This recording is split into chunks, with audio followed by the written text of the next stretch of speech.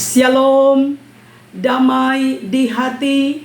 Puji Tuhan, berjumpa lagi dengan saya, Pendeta Tirsa Taira, sebagai Ketua Badan Pekerja Majelis Jemaat Gemim Elroy Malalayang, wilayah Manado Malalayang.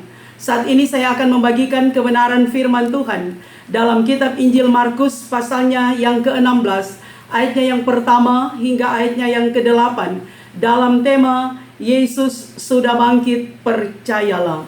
Saya berharap dan berdoa dimanapun Bapak Ibu Saudara-saudara berada, kiranya tetap mengalami kasih dan kebaikan Tuhan, sehingga ada dalam keadaan sehat, kuat, tetap semangat, bersukacita, dan senantiasa bersyukur kepada Tuhan. Sebelum kita membaca dan merenungkan kebenaran firman Tuhan, mari berdoa. Terpujilah Engkau, ya Tuhan Allah, Bapa yang kekal di dalam kerajaan sorga, Bapa yang kami sembah dan muliakan di dalam Yesus Kristus Juru Selamat kami, Bapa yang senantiasa menyertai kami melalui kehadiran Roh Kudus, sehingga dalam ketritunggalan-Mu kami terus mengagungkan Dikau. Saat ini kami akan belajar firman Tuhan. Kiranya Tuhan mengaruniakan hikmat dan pengertian, bahkan konsentrasi, untuk kami dapat memahami dengan benar, sehingga kami mampu juga menerjemahkan kehendak firman Tuhan dengan benar. Dan kiranya Tuhan yang akan menaruh perkataan-perkataan-Mu di mulut hamba-Mu untuk diperkatakan kepada banyak orang. Berfirmanlah bagi kami, dalam nama Yesus kami berdoa. Amin. Bapak Ibu Saudara-saudara, mari kita membaca Markus pasalnya yang ke-16, ayatnya yang pertama hingga ayatnya yang ke-8, dalam perikop kebangkitan Yesus. Setelah lewat hari Sabat, Maria Magdalena dan Maria ibu Yakobus serta Salome membeli rempah-rempah untuk pergi ke kubur dan meminyaki Yesus. Dan pagi-pagi benar pada hari pertama minggu itu, setelah matahari terbit, pergilah mereka ke kubur. Mereka berkata seorang kepada yang lain, "Siapa yang akan menggulingkan batu itu bagi kita dari pintu kubur?" Tetapi ketika mereka melihat dari dekat, tampaklah batu yang memang sangat besar itu sudah terguling. Lalu mereka masuk ke dalam kubur dan mereka melihat seorang muda yang memakai jubah putih duduk di sebelah kanan. Mereka pun sangat terkejut, tetapi orang muda itu berkata kepada mereka, "Jangan takut, kamu mencari Yesus orang Nazaret yang disalibkan itu. Ia telah bangkit. Ia tidak ada di sini. Lihat, inilah tempat mereka membaringkan dia. Tetapi sekarang pergilah, katakanlah kepada murid-muridnya dan kepada Petrus, ia mendahului kamu ke Galilea. Di sana kamu akan melihat dia seperti yang sudah dikatakannya kepada kamu." Lalu mereka keluar dan lari meninggalkan kubur itu, sebab gentar dan dahsyat menimpa mereka. Mereka tidak mengatakan apa-apa kepada siapapun juga karena takut. Dengan singkat mereka sampaikan semua pesan itu kepada Petrus dan teman-temannya. Sesudah itu Yesus sendiri dengan perantaraan murid-muridnya memberitakan dari timur ke barat berita yang kudus dan tak terbinasakan tentang keselamatan yang kekal itu. Demikianlah pembacaan firman Tuhan. Bapak Ibu, saudara-saudara yang kekasih, saat ini kita berada di zaman yang dikatakan zaman disrupsi atau era disrupsi, di mana disrupsi itu artinya kondisi di mana terjadinya perubahan secara besar-besaran atau mendasar ke dalam sistem yang baru. Dan dapat dikatakan bahwa era disrupsi adalah era yang mengalami perubahan secara masif atau secara besar-besaran. Di dalamnya saudara kita melihat bahwa perkembangan ilmu pengetahuan teknologi begitu pesat sehingga segala sesuatu mengalami perubahan, termasuk juga peradaban manusia. Nah, di era disrupsi ini saudara, iman kita ditantang. Bahkan terkadang ketika orang tidak kuat, ketika orang tidak memiliki fondasi keimanan yang kokoh, maka iman bisa gugur, iman bisa jatuh, dan pada akhirnya bisa mengkhianati Tuhan Yesus.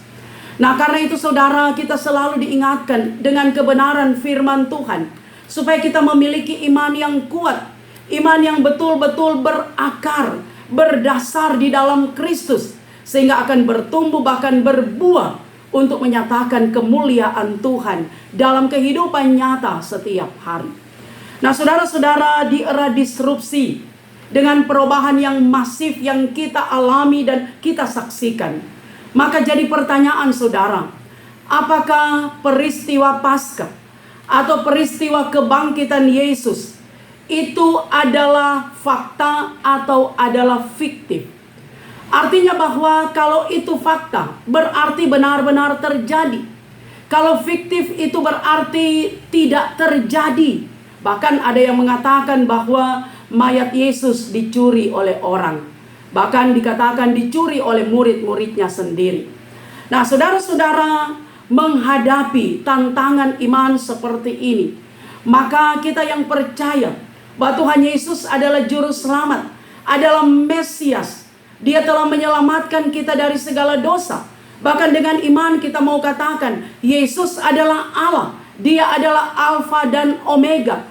Dia sudah ada dari awal sampai akhir. Dan karena itu kita mau mengatakan bahwa peristiwa kebangkitan Yesus, peristiwa Paskah itu adalah fakta. Artinya fakta yang tak terbantahkan. Apa yang terjadi, apa yang teralami melalui peristiwa Paskah, itu sebagaimana yang ditulis dalam kitab Injil benar-benar terjadi. Karena memang Yesus Dia bangkit, mengalahkan kuasa dosa dan kuasa maut.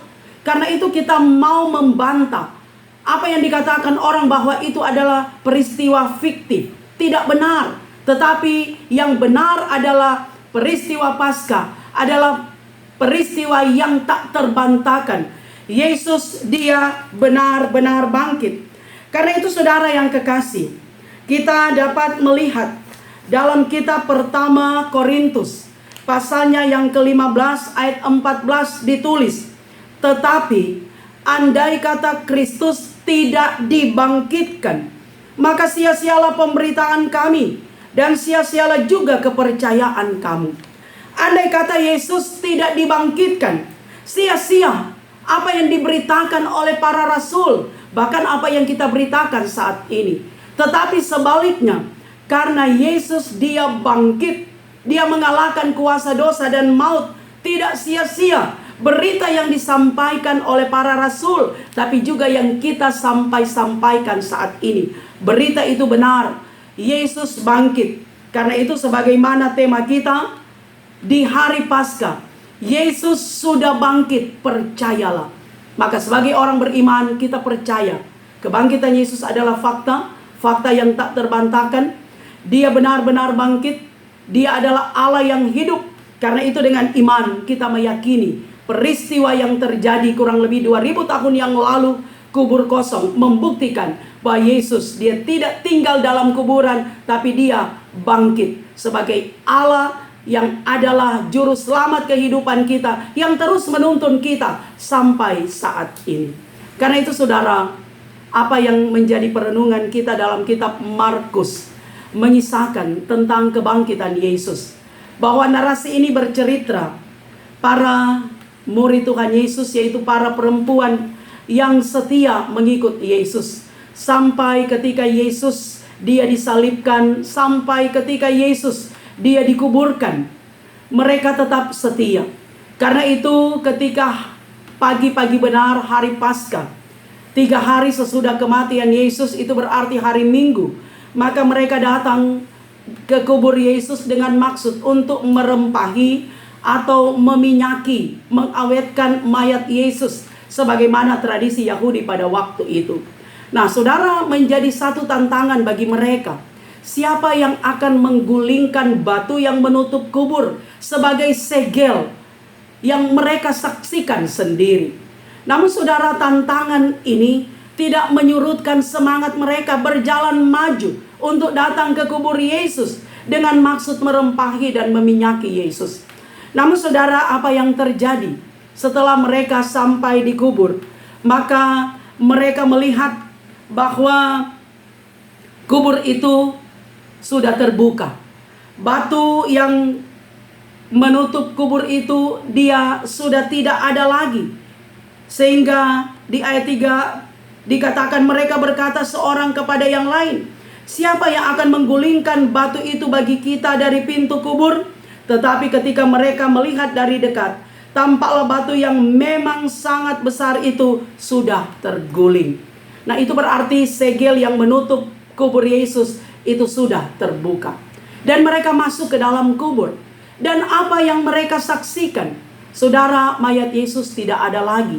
Yang ada di situ sesuai dengan yang apa dituturkan oleh penulis kitab Injil Markus, dikatakan ada seorang muda. Seorang muda ini dia berpakaian putih, duduk di sebelah kanan. Dan para perempuan ini yang dikatakan Maria Magdalena, Maria ibu Yakobus, serta Salome, mereka terkejut. Namun orang muda ini dia menyapa mereka dengan berkata, jangan takut. Kamu mencari Yesus orang Nazaret yang disalibkan itu. Ia telah bangkit, ia tidak ada di sini. Saudara-saudara, kata-kata penguatan yang disampaikan oleh orang muda ini kepada para perempuan yang setia mengikut Yesus, jangan takut. Itu berarti memberikan semangat bagi mereka, memberi kekuatan. Sekalipun memang tidak dituliskan di sini, mereka bertanya-tanya di mana mayat Yesus. Namun saudara, dengan apa yang disampaikan oleh orang muda ini, maka mereka menjadi kuat. Walaupun masih ada dikatakan di sini bahwa mereka meninggalkan kubur itu sebab gentar dan dahsyat menimpa mereka. Namun pada akhirnya saudara, di bagian bacaan kita di akhir dikatakan, dengan singkat mereka sampaikan semua pesan itu kepada Petrus dan teman-temannya. Nah saudara, setelah mereka menyaksikan dari dekat, menjadi saksi bahwa kubur telah kosong, Yesus dia sudah bangkit, Yesus tidak tinggal dalam kematian. Mereka menjumpai murid-murid Yesus yang lain, yaitu Petrus dan teman-temannya yang berkumpul dikatakan di Galilea. Dan mereka menyampaikan berita itu kepada mereka, menyampaikan tentang berita Paskah, berita kemenangan, berita kebangkitan Yesus Kristus.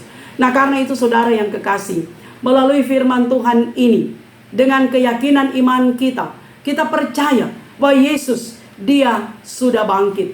Dia kalahkan kuasa dosa, dia kalahkan kuasa maut yang membelenggu kita, sehingga kita memperoleh kehidupan yang kekal, bahkan keselamatan di dalam dan melalui Yesus Kristus yang ia sudah kerjakan bagi dunia dan bagi kita manusia. Nah saudara yang kekasih di dalam Tuhan, apa pesan yang hendak disampaikan bagi kita ketika kita merayakan Paskah? Apakah Paskah itu hanyalah selebrasi? Apakah Paskah itu hanyalah kebiasaan setiap tahun, menjadi tradisi bagi orang Kristen untuk merayakan Paskah 3 hari sesudah Jumat Agung atau kematian Yesus Kristus? Tentu tidaklah demikian. Fakta membuktikan Yesus benar-benar bangkit. Karena itu pesan yang hendak disampaikan kepada kita ada beberapa. Ketika kita merayakan Paskah, hari kemenangan, hari kebangkitan Tuhan Yesus yang bangkit dari kematian. Pertama saudara, peristiwa Paskah mau menyatakan kepada kita bahwa kita menyembah Allah yang hidup, bukan Allah yang mati.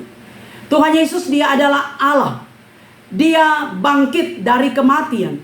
Yesus dia tidak berakhir pada kematian. Sebab ketika Yesus sang juru selamat berakhir hidupnya pada kematian. Itu berarti sama halnya dengan tokoh-tokoh dunia lainnya, dengan tokoh-tokoh yang populer yang semua berakhir pada kematian. Tapi Yesus lain.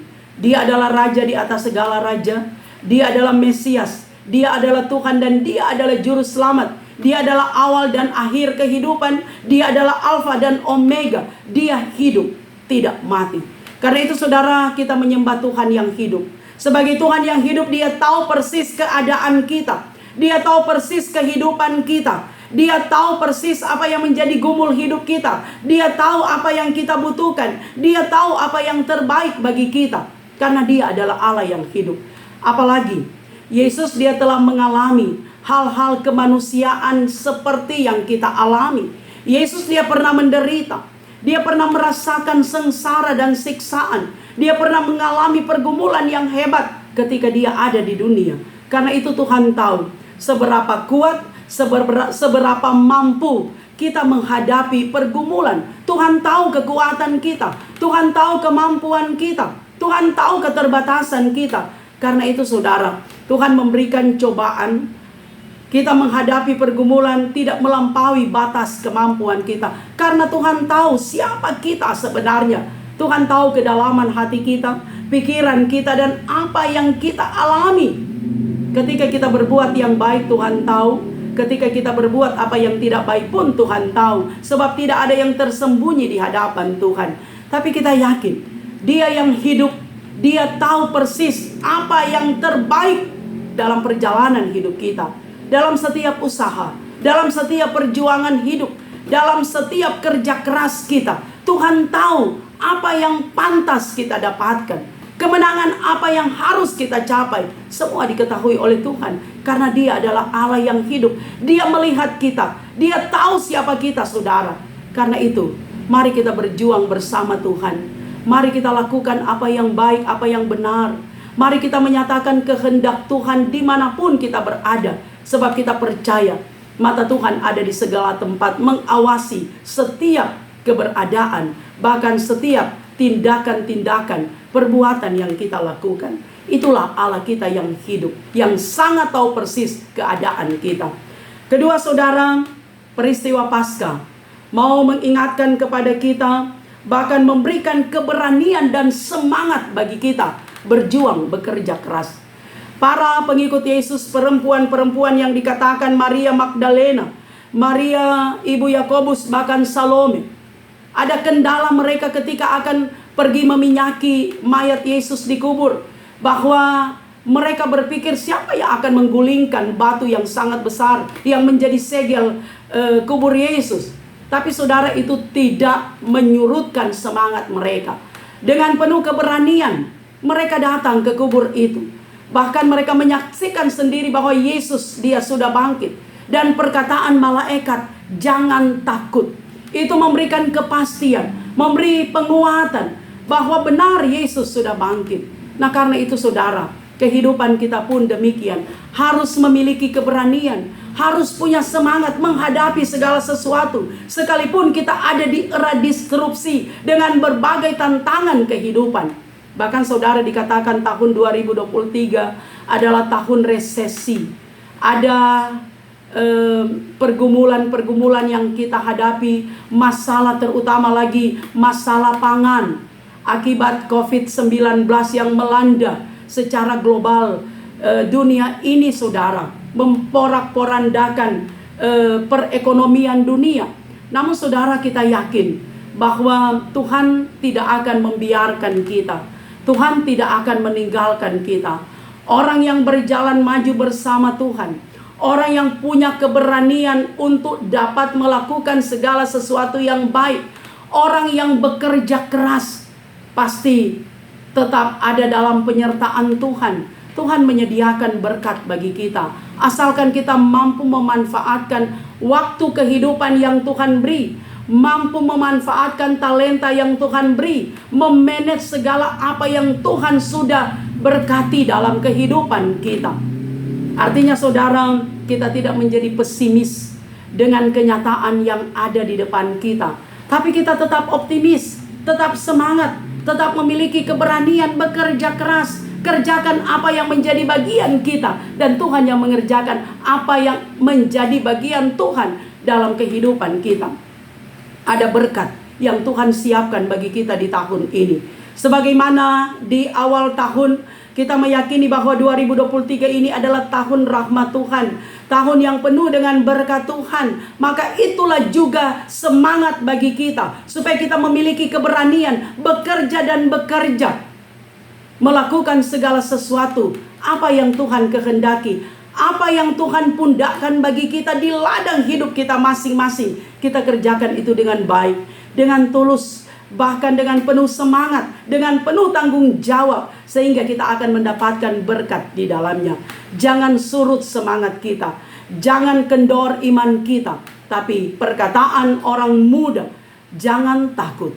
Kita memiliki Tuhan yang hidup. Kita akan berjalan bersama dengan Tuhan. Kita akan mencapai tujuan. Kebahagiaan akan kita nikmati, asalkan apa yang kita kerjakan, apa yang kita lakukan benar-benar sesuai dengan kehendak firman Tuhan. Dan yang terakhir, saudara, pesan Paskah yang mau diingatkan kepada kita, jadilah pewarta kebangkitan. Nah, para perempuan ini yang menyaksikan kubur kosong, Yesus sudah bangkit. Mereka pulang, walaupun dalam kegentaran, masih dalam keraguan-raguan, dalam ketakutan. Tetapi apa yang dikatakan oleh orang muda, jangan takut, itu menyemangati mereka, sehingga mereka pulang membawa warta keselamatan, bahwa Yesus sudah bangkit.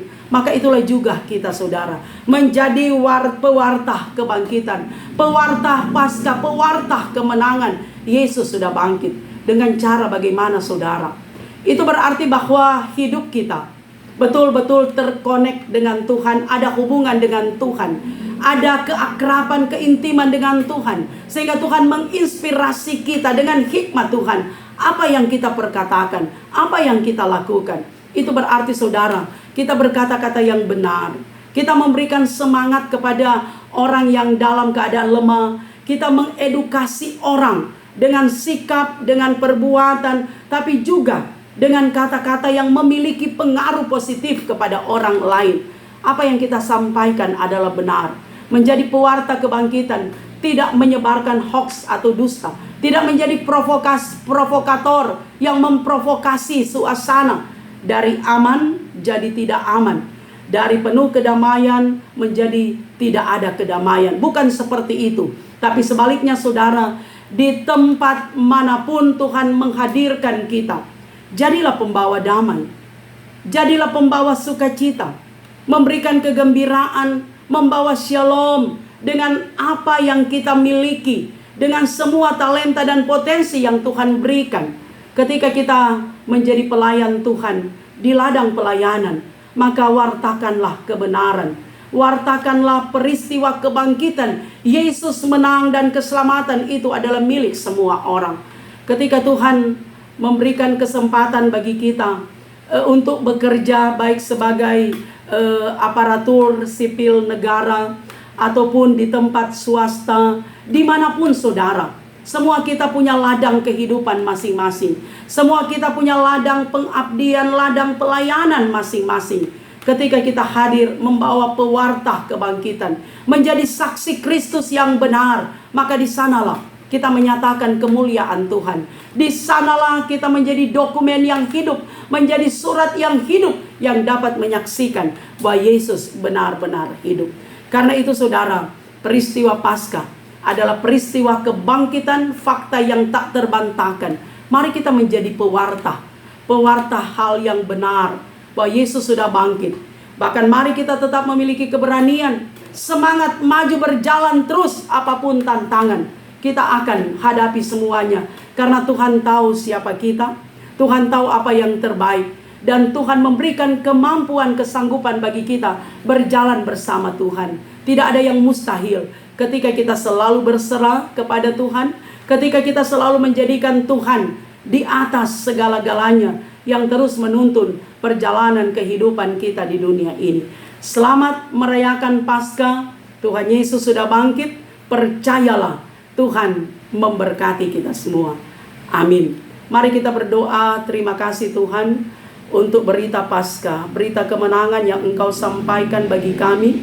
Biarlah kiranya ya Tuhan, Roh-Mu senantiasa bekerja bagi kami. Sekalipun hamba-Mu sudah berhenti berbicara, tapi firman Tuhan terus disampaikan.